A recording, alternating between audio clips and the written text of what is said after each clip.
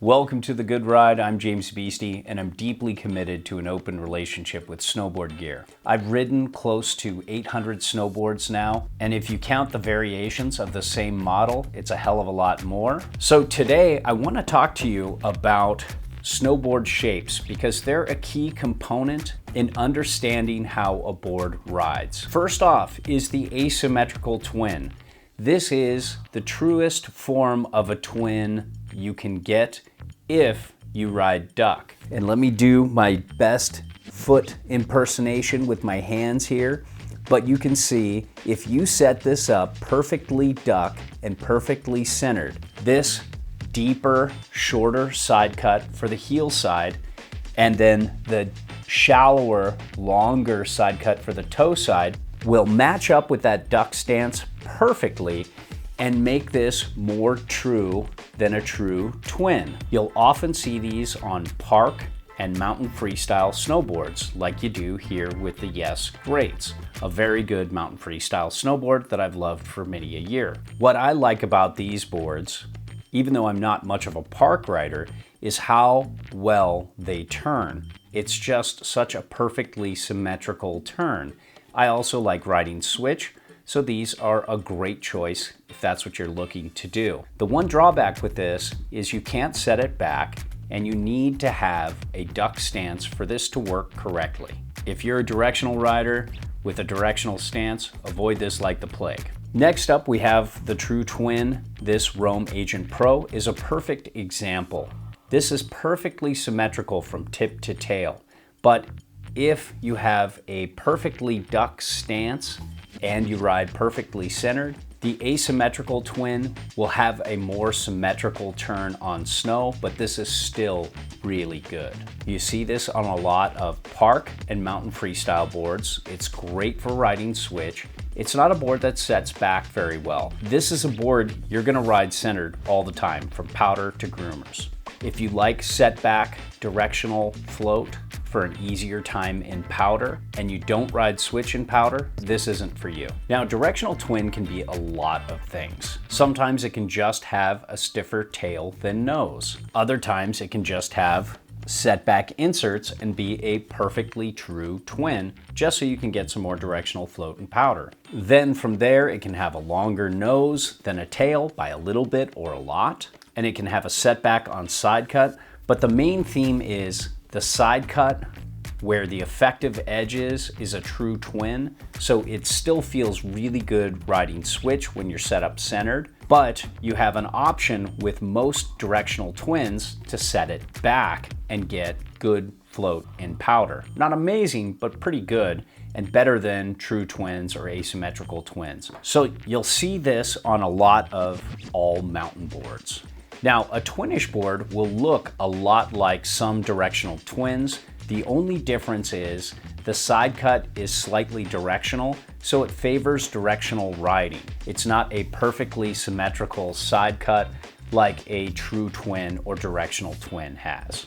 So if you want a little better turning experience riding your good foot forward, this is going to be a better solution for you, but it's still going to be a great board for riding switch, just a shade behind directional twins, true twins, and asym twins. Now, next up are directional boards. This Kurua Auto is a great example. These take it a step further from Twinish boards. They usually have a bigger nose than tail. They often have more setback on side cut and generally have more setback on board. They float better in powder too. And while these do favor directional riding, you can still ride these centered and ride these switch pretty well if you're in the mood. Now, next up, we have tapered directional boards. There are a lot of types of tapered directional boards, but there is one major theme here. The nose is a little wider than the tail. So for example, with this Cougar, this is only 5 millimeters of taper, but you do feel a little bit of that difference between nose and tail in comparison to boards like the Auto you just saw that aren't tapered. Then you have tapered directional boards like the Amplid Soli Grail here that still only have 6 millimeters of taper but look a lot more directional and act a lot more directional than the Cougar. And it just keeps going. Then you have tapered directional boards like the Gentum Stick Man Array, my precious board here, that I believe has 22 mil of taper. And you can see there's a massive difference between nose and tail. There's so much more surface area, length, and width than this little nub of a tail. Then you have even more taper, like you can see with my Karua Cafe Racer. This has 31 millimeters of taper. That is massive.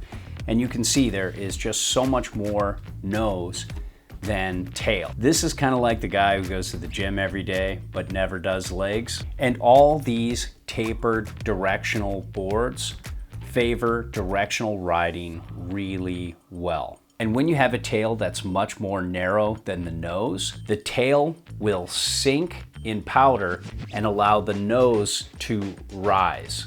Some moderately tapered directional boards like the Cougar here can ride switch really well, but most tapered directional boards are not that good. Some of them are doable, but for the most part, they're for people who only ride one direction and only want to ride switch in case of emergency. So many tapered directional boards, like for example the Cougar, you can set up any way you'd like. You can set it up perfectly ducked, you can set it up slightly positive on the back foot, all different types of stance angles. But as you get into more tapered, more directional boards, they start doing different things and need different stance angles and different ways you weight your turn.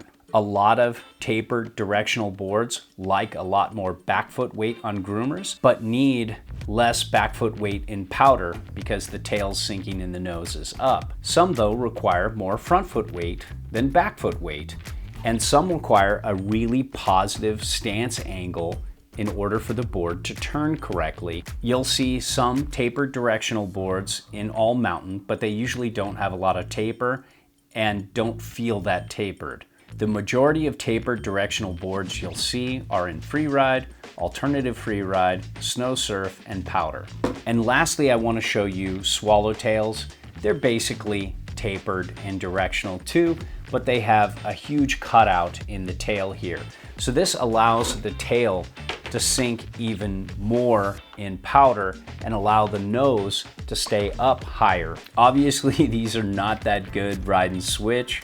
They favor much more directional riders. You see this a lot in the snow surf category. So that kind of sums it up right there. So there you have it. There's still a lot of other key components like camber and flex to a board's personality, but now you should have a good idea of what a board is going to do when you look at the shape.